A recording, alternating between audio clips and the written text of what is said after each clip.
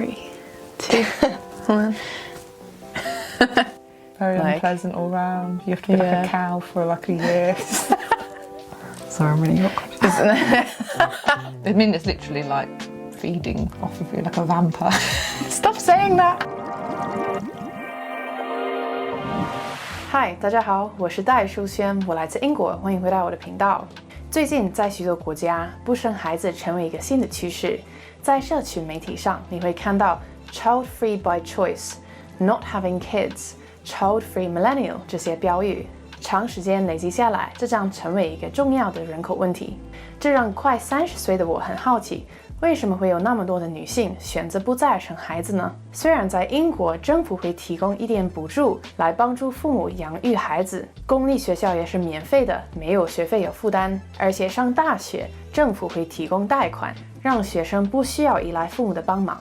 不过出生率还是急剧的下降。我有很多女性朋友，年龄介于26到36岁，目前都还没有准备当妈妈，所以我认为我可以趁着这一次的话题来了解他们的想法。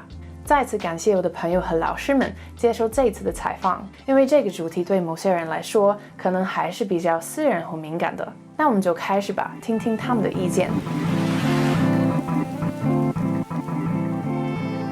So this is my friend Lucy. Hello. And I know that we've talked a lot about this topic before, and you had some really interesting thoughts that made me think more deeply about whether or not I want children in a way that I hadn't really thought about before. Yeah. Can you remember what those things were? Yeah, so I think because we're getting to the age where you do start thinking about these things, because I've just turned 30 this week, for example. And How does that feel? quite scary. I think less scary than it did maybe a couple of years ago. Because I think a couple of years ago is when I knew that 30 was coming, and that's when I started thinking about the real idea of having babies. There's like the deadline is coming. The deadline. Oh, Yeah, there is still a sense that something is supposed to happen at 30. Yeah. Whether it's like getting married or having babies or having a house, those kind of ideas still float around. There's a lot of tick boxes. And I think, maybe because I was already married and did already have a house, so then that felt like that was like the major thing of like, okay, if I'm going to do this, it's going to be happening soon. Yeah. So then that got me thinking seriously about what this actually means. I find that life is so hectic already, and then the thought of having like this little thing that depends on you when you can hardly look after yourself is just quite terrifying.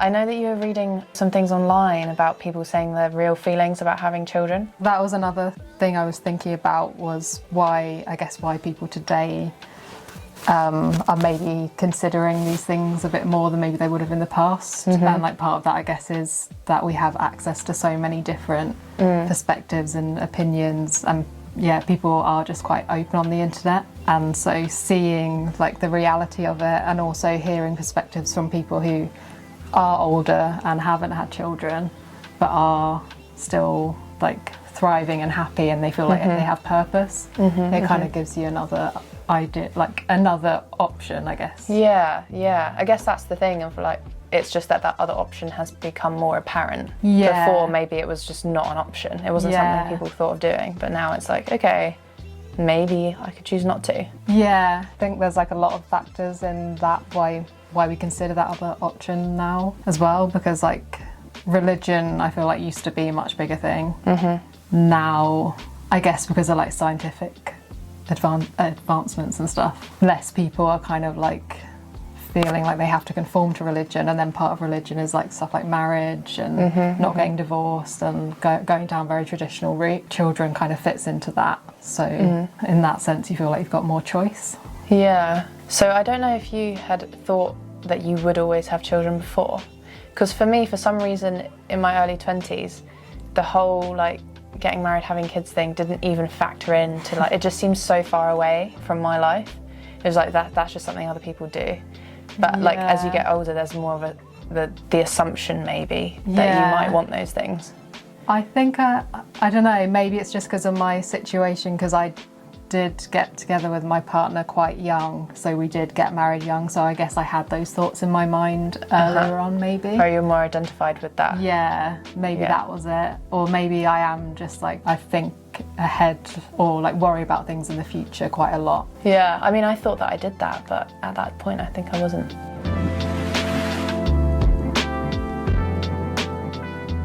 I would fit under the category of like maybe I could have kids, maybe I do want a family, but also there's kind of like contingency plans in my head of like, oh well, if I can't have kids or if it doesn't come around, I could have quite a nice life without them. I'm sure I'd have a lot more money, go on holiday a lot more. And so I think that the recognition that your life can be entirely fulfilling without children means that people are more ready to say, no, I don't want to have them. I know that my mum told me that I have to make a decision before I'm 33. She doesn't care. Why? No. She was like, I don't care whatever you do, but my recommendation, she had me when she was 37, so a bit later, but not like hugely late. She was like, my recommendation for seeing all of my friends is just make a decision either way when you're 33, because then you're giving yourself more time if you have issues getting pregnant. Yeah. Basically was her piece of advice. She was like, whatever you decide is cool. Yeah. But that's the one. So now we're approaching it, I'm like, yeah, no, that is a big decision. Maybe we need more characters like your mum around who would just tell about it, yeah. Or just to you know, put it in concrete terms. You probably need to decide before you're 33. Yeah, and that also that the decision either way is fine. Yeah. Because I feel like a lot of people be like, oh, clock's a ticking sort of thing, and with the implication that you need to be pregnant, whereas actually it's more just like, think about it in practical terms of your fertility and your lifespan, like 33 is a milestone for you to get to. But yeah, it's not to say that somebody who's beyond the age of 33 can't have children, it's just like kind of make your mind up, I suppose, by that point. Just to make your life a bit easier. Yeah, exactly. Way. But yeah, I think that's also more maybe realistic than age 30. I think for lots of people it used to be 30, but now it seems like we don't necessarily have to decide by that point. I hope not. Oh yeah. I could imagine my life without them as well. Yeah, because to be honest, that's what we've known. Yeah. That would be a continuation of the existing life that we have. With and the other path is like potentially really fulfilling and exciting, but also really stressful and you know, there's just such a big unknown. Yeah. I'm probably like at a 50-50 at the moment. At some point I'm definitely having them. I'm on this path, and that was quite anxiety inducing because it was like, this is happening, I have no choice. And now it's kind of like, if it happens, I don't know, not if it happens, but it's more of a like, if I decide that I want them and my husband decides, then it will happen, but it's not like a surefire, this has to happen to be happy. God, yeah, it's crazy when you put it like that you just thought, oh, I have to do that. Yeah. There's no other option. That's the only way of existing, of having a good life. Yeah, and I think that message is really fed to us, and it's hard to see examples of older people who haven't gone down that path. I mean, the reason I'm doing this video is because I know so many people who have chosen not to. I mean, I don't know people in the older generations When I think of the people who are older who don't have them, it's more they didn't have a choice. It was just like by circumstance. Like maybe they just didn't get married early enough, or they couldn't have children. Yeah. It's rarely a choice. Yeah, I think that's true. I love children, and like it makes me wonder, having my nieces, if that's kind of enough. I'm very happy being an auntie, but also cost of having children is huge. In my opinion, it's not the same for everyone I know, but I personally probably want to be in like a stable relationship with someone, which I'm not, which makes it sound like I'm in an unstable relationship, which I'm not either.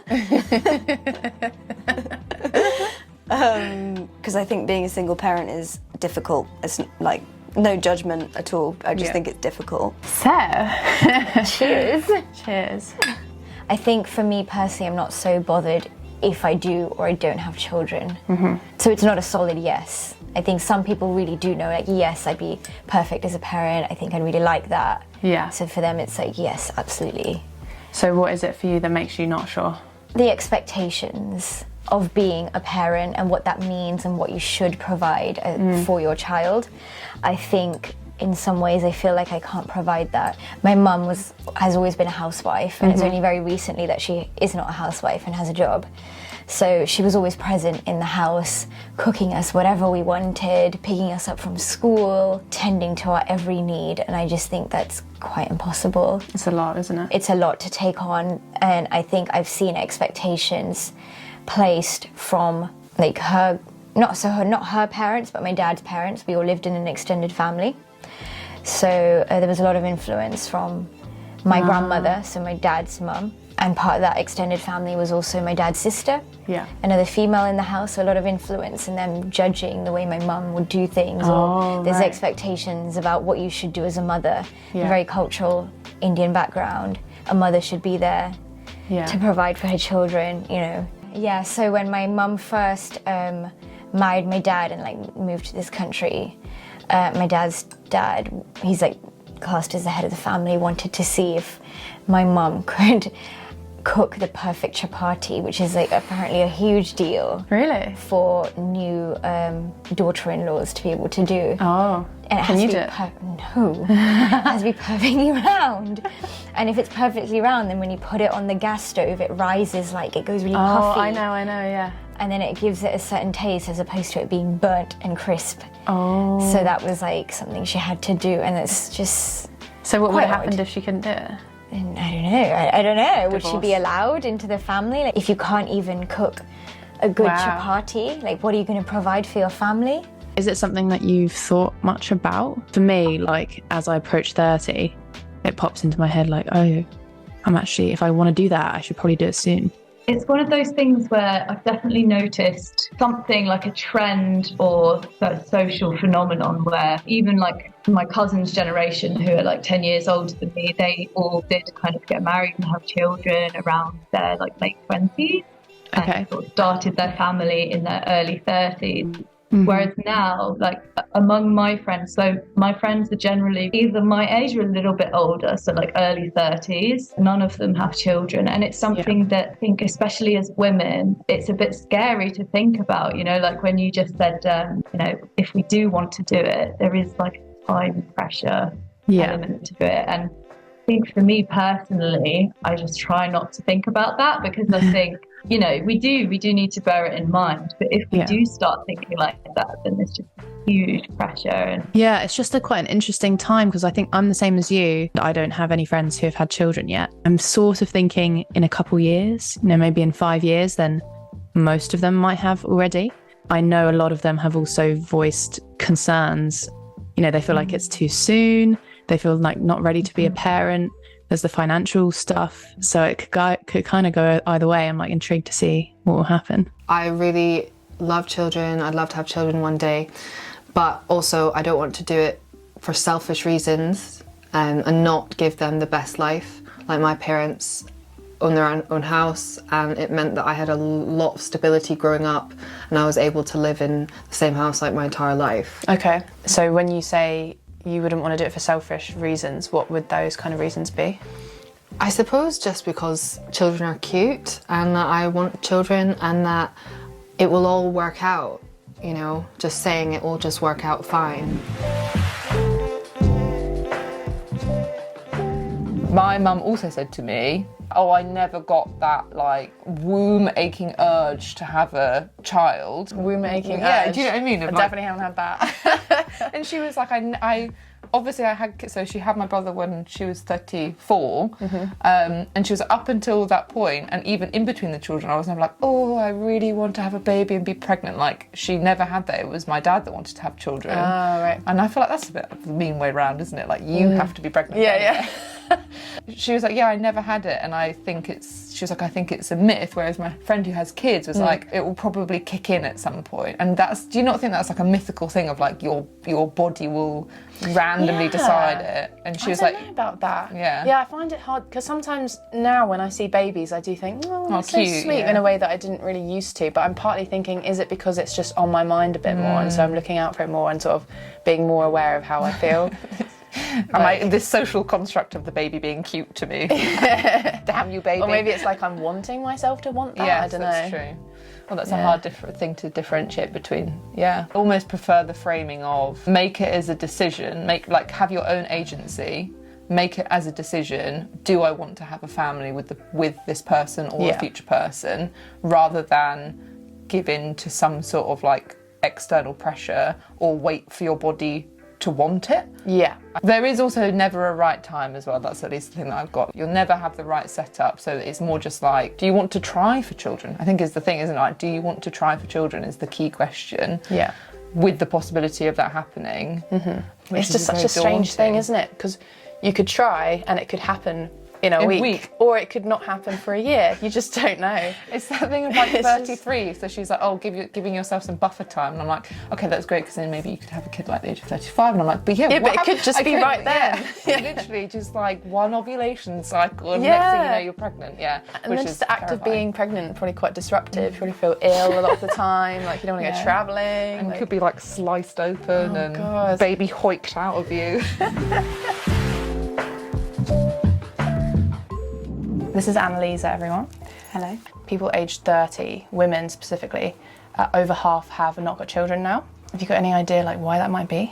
Yeah, I'm one of them. I suppose for example, when my parents were young, they sort of got on with marriage and babies pretty much after uni. So like early 20s, and didn't really like question it. I don't think my mum really wanted a career, say. So I think for us now, a lot of the time maybe you're building a career and there's other priorities that maybe you put first before having a family, unlike my mum's generation. Nowadays you get such a mixture. Yeah. You know, I know people who've had kids at, 25, one of my best friends, married and had kids then, and she's like perfectly happy, and then the rest of us, kind of lots of my friends waited and they've had them at like 31, and then me and my other best friend are still not. Right, okay. Do you think maybe the expectations of what we're supposed to provide children has gone up? Maybe it's not just being able to pay for food, it's like, I don't know, education, hobbies, holidays, all of those things. Yeah, definitely. I think the thing is that the quality of living now is very high, so we have a great quality of life. But also, I think the fact is, because house prices are so high now, you wouldn't have had to think about it so much in the past. This has happened through things like the buy-to-let schemes where, people just buy houses just to rent them out at very high prices. So I think this means then that it's very hard for young people to get on the housing market. Because also getting a mortgage is extremely difficult. As someone on your own, it's almost impossible. Yeah, it's almost impossible.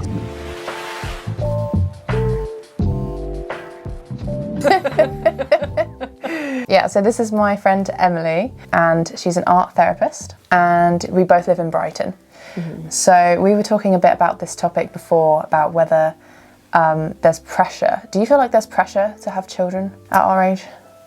Well, so I'm 36, and I feel like in the last certainly year, but maybe 2 years, I've been feeling this pressure of my own biological clock, and like having to, I guess, do that internal exploration as to whether I want to choose to have a family in my lifetime, and therefore what kind of considerations do I have to make, or preparations, or what kind of conversations do I have to have when I've either been dating or am now in a relationship. And how have you found approaching that? So if you were dating someone, at what point would you say, look, I want to have a family? Well, it's interesting because I think it depends on how you're dating as well. So I was doing internet dating, and I feel like for the first time in my life, and I feel like it's a whole world in itself, because to a certain degree you're listing things like attributes about yourself and what you want. You can state whether you want a family or whether you're a smoker or not, or these things, right? So you start identifying yourself in a certain way,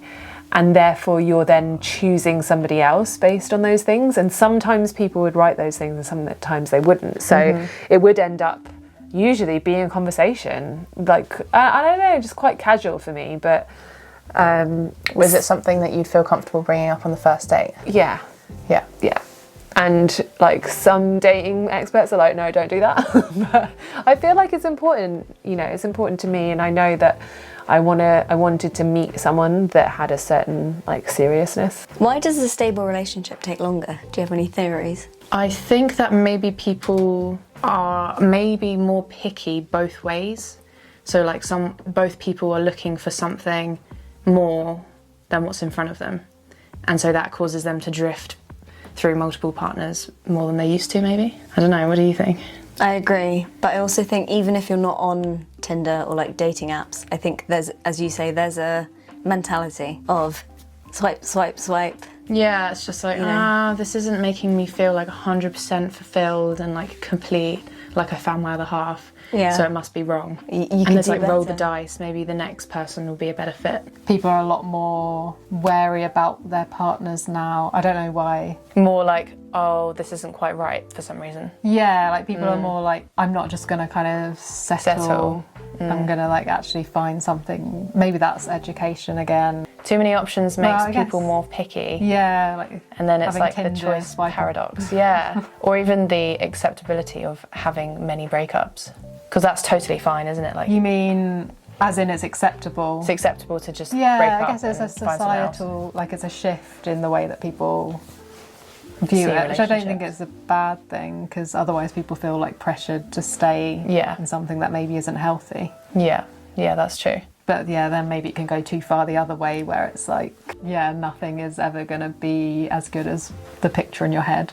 And that's Yeah. probably also a lot of like media stuff as well. Like a lot of films we see romanticize relationships. So you're kind of like, oh, I'm going to keep going till I find the one that looks like what's in the film. Yeah, totally. It's supposed to be perfect in so many ways. And that Yeah. one person's supposed to tick the boxes of like your best friend and like really caring and like Yeah. can talk to you about anything and like so many things. But then also all the opposing traits to that. Yeah. Not only really funny, but also really sensitive. Yeah, and, like both introverted and extroverted. Yeah. Just a magical human. Yeah. Yeah, and you have to find them when you're like 27, 28. Yeah. So, yeah. So that you've like you've grown yourself first, and now you can grow together. Yeah. And there's like there's this perfect view of what it should look like. Yeah, but maybe this is like the teething period of those old ideas kind of going away, because they're becoming conscious in the fact that we're talking about it. We've got these ideas from somewhere and we haven't been It's definitely explicitly told them. progression. Is definitely better than what it was, but it doesn't feel like we're there yet, because there's still a lot of like societal pressure to be a certain way. There is, but where does that pressure come from? Because I know that everyone I know is just feeling pressure. You know, no one's saying to me, you got to do this. I think we've also been taught now to never settle. Yeah, it's like you can have anything you want. You can have anything, like, you yeah. can have the perfect life. A lot of people move around now as well, which is a good thing. Like, you should explore all aspects of life, but that also means that you might not have a very stable relationship. I guess it depends on the person. Like, long distance can work for some people. I kind of just took it as an expected thing in my life. I just assumed that I would have children, and because it felt so far away, it was almost like I didn't really seriously consider it, because I was just it was like a It'll given. happen. Yeah. It doesn't need planning, because it's just something that's going to happen. Yeah. Like in a film. Yeah. And it's only been the last like 2 years where I'm like, actually, I think I really need to consider this, because I have a biological clock. I guess we can conceivably think of many people being the age where they might be expected to have children and finding actually that there's a lot of issues with their relationship, they're arguing a lot. And they might think, I don't want to tie myself in and be committed to not just a child, but this relationship for 18 years. So they might just give up. And then with it, give away the opportunity to have children, potentially. So fascinating, because I feel like that's a conversation I've been in myself, where you know, there's uncertainties that arise within my relationship. In my 20s, I would have been like, okay, I'm gonna go over here now. Like, I'm not gonna stay with this I haven't relationship. got time for that. Yeah. Whereas now, there's a different kind of weight on being single again and having to rediscover another, first of all, like put myself out there again and go through that dating phase, which is really confronting, you know. Something that's come into it for me as well is this whole thing of assets. Particularly in England, it's like people of my age have usually bought a house by now. You know, within my social circles, a lot of my friends have, and so I feel a certain degree of pressure around that, and that also played into my sense of self-esteem or value. I was like, am I going to be seen as someone that's of value enough if I don't have certain assets that I can bring to this relationship as a match to someone? Really? Really? Oh, that never occurred to me. I think maybe because I'm still thinking a bit traditionally, in the sense that as a woman, maybe you wouldn't be expected to bring a house, maybe a bit of money, a bit of cash to keep things going. But do you mean like having a career and contributing in terms of your salary? Yeah, I think so. Maybe like the ability to maybe try and buy a house with the partner. Right. Yeah, and I don't know if I would have that as a criteria. Like if the man had his own property, whether that would be something that would significantly affect my opinion of him. I don't know, maybe it would. I guess again it depends on your age maybe. Well, I was going to say it didn't 5 years ago, and I feel like now it does, because if I'm going to have a family, there's a certain degree of stability around home and nesting that feels very like tangible to me, you know. One of my really good friends back in the UK is like 33. I know she really, really wants children, but I think her partner, who's like roughly around the same age, I think he's just like not ready, really wants to focus on his career, really wants to earn more money, and especially for a lot of people that want to have that like financial stability before they have a child.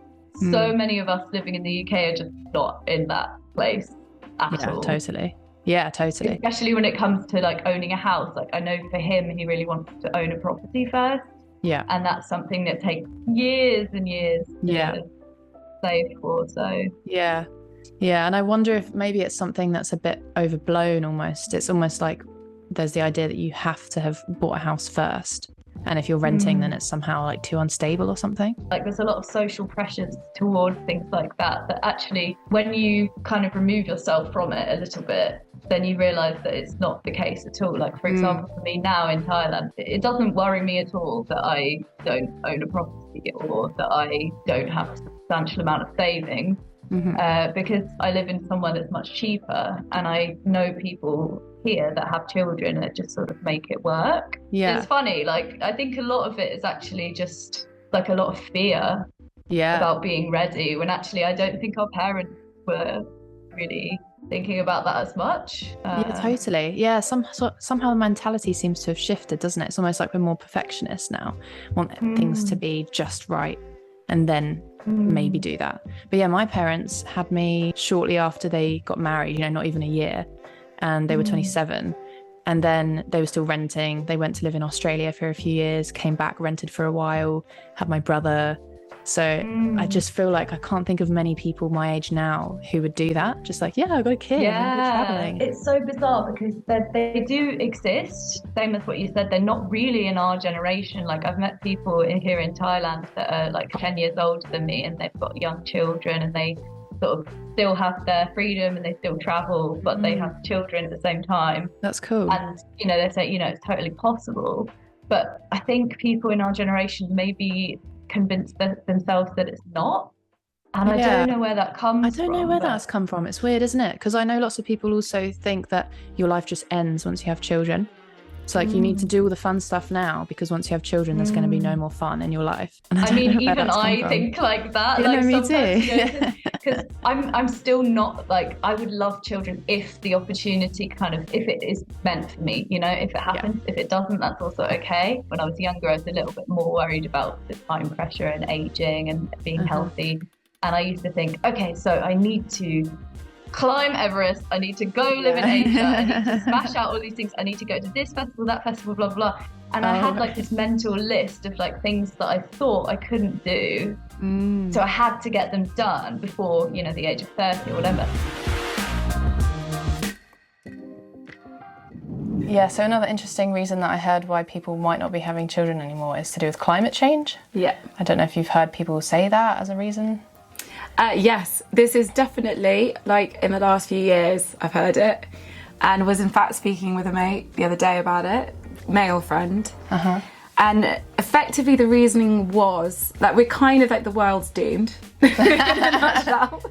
And if you're bringing children into a world where there might not be much of a future for them, so maybe there's like no greenery left, like the environment's a bit like screwed in 50 years time, 100 years time. Basically a fear of bringing them into a world that's kind of like we're destroying. Yeah.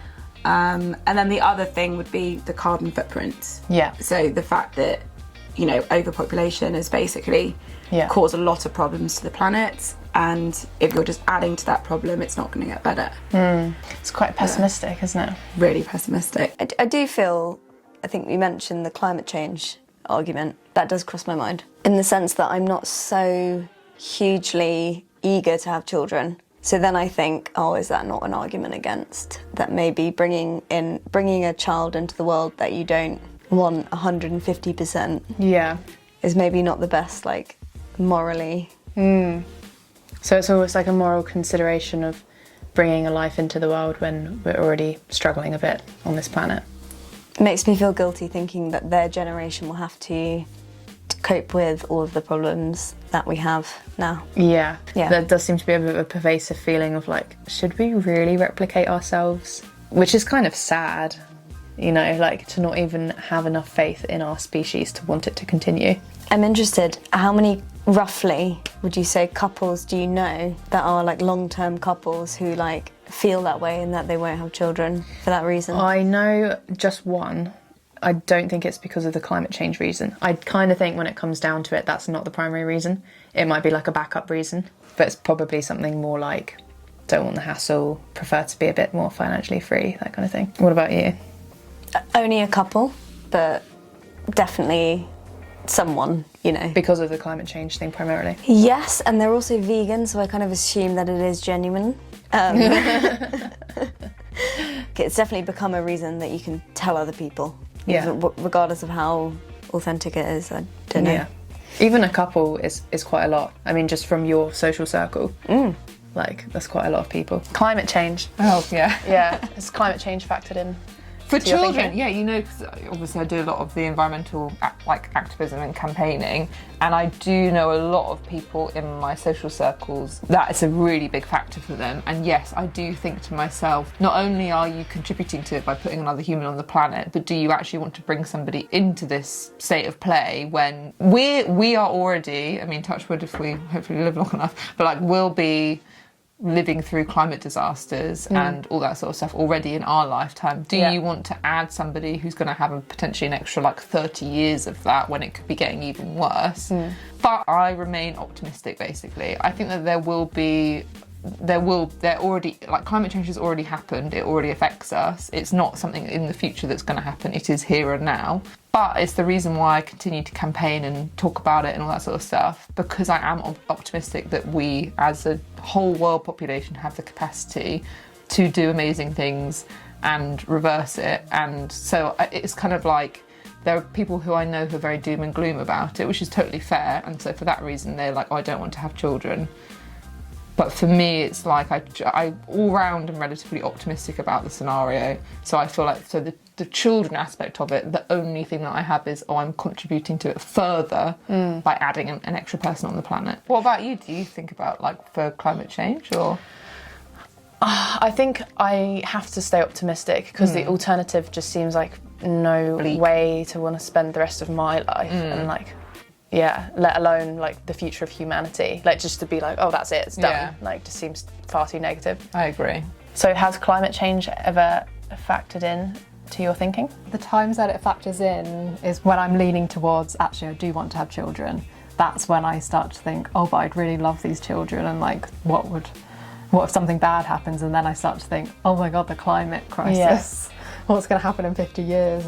Everything's going to be underwater. And I think that's the time when I do consider that as a factor, but I feel like it's the last thing. Okay. Is this a responsible choice, or am I doing this out of selfish needs?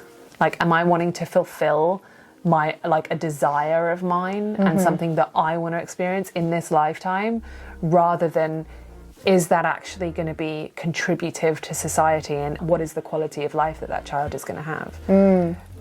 Again, when it comes to belief systems, what are your belief systems, and like culturally, like where do you come from, and how does that shape your perspective on things, you know? Because for instance, in my personal beliefs, there's this sense of like the human race being all connected and being one, sort of I guess, energetic entity. And I suppose there's like this impending inquiry as to like, are we even going to exist with global warming, you know, if it's increasing at the rate that it is? And therefore, like, is it my responsibility for the greater whole of that entity not to have a child?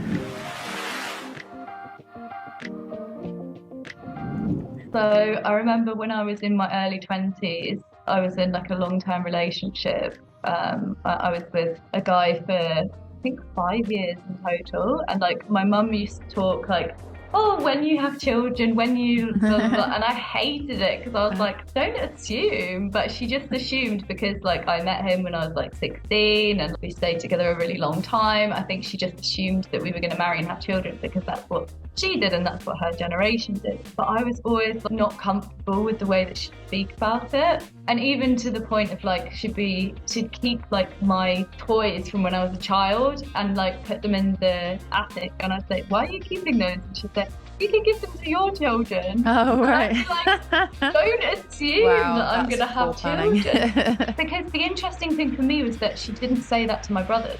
So I'm one of 3 children, and I have 2 brothers, one older, one younger. Yeah. So the thing that I didn't like about it, I felt that the energy, the pressure of like being her wanting to be a grandparent, like went to me.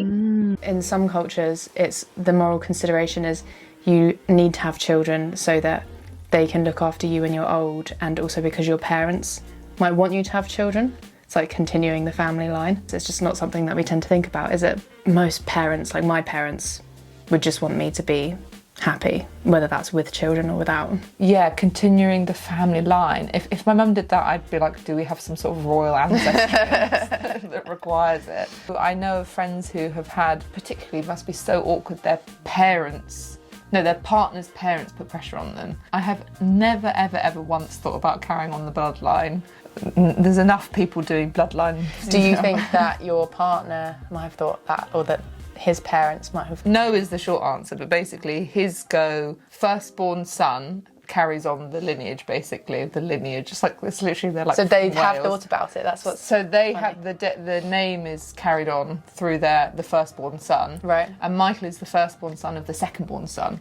Okay. So the firstborn son of the firstborn son already exists, and he's already had a firstborn son. So he already exists over here. Wow. Yeah, so we no pressure. Wow. I don't know if my dad's side of the family, they've probably thought about these sorts of things. Oh, do you And I'm reckon? just not relevant, so Oh, so less you're pressure, I less suppose. pressure. What about your Probably. brother, though? But he's younger, and also my dad is the 5th child from Again, that that's family. what I mean, yeah, so you've escaped, basically, right?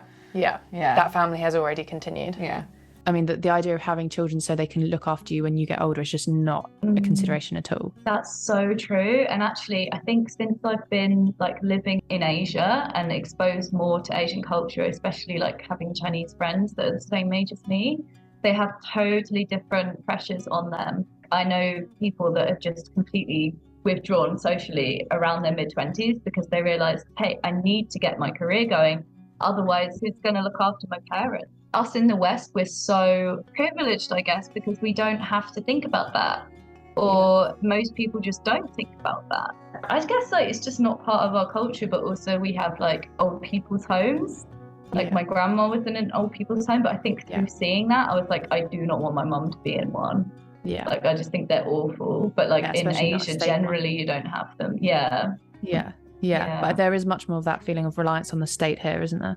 Absolutely, there is. But I think there's mixed views on that in some Asian cultures. Like maybe some people think, oh, it's so lucky, like the freedom in the West seems great. And then others might think it seems a bit selfish almost because it's so individualistic. It's like the connection to other members of the family and like wider society is just not quite there in the same way. I do think it's selfish in some ways, but I also think it's kind of not so much our fault because it's just that's all we know. And then when we actually question it, I think most people would say, oh, that's actually not right and it is selfish.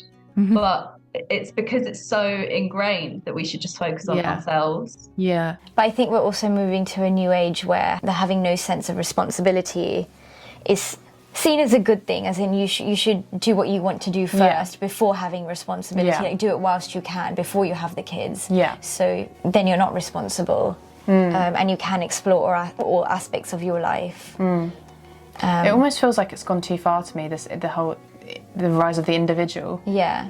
Like, so much of what people do is just for themselves. Yeah, so it's a bit and selfish. It's like forgetting the fact that we are interconnected and like you do need other people, and it's good for you as well to have responsibility. It's like a fulfilling thing. But does responsibility come in many ways? So what we always think, I think we always think of responsibility in terms of having a family, but what about the responsibility of having a job or friends? Yeah, I guess people create different circles. Yeah. Now there are so many other like socially accepted ways to build a family, like being a single parent or having a like non-heterosexual relationship as well. People have realized like, okay, so I don't have to have this standardized like boy meets girl love story and then we have children. Like, actually it might end up that I have a child on my own, or it might end up that even some people raising children with friends, you know, like I really like reading about these kind of non-traditional family systems. 这个话题是不是很有趣？我们可以聊很久，下次就继续讨论更多相关的方面吧。希望你喜欢今天的内容。如果你们撇除了经济、教育、环境，你们还会想要小孩吗？欢迎留言告诉我，我们下次再见。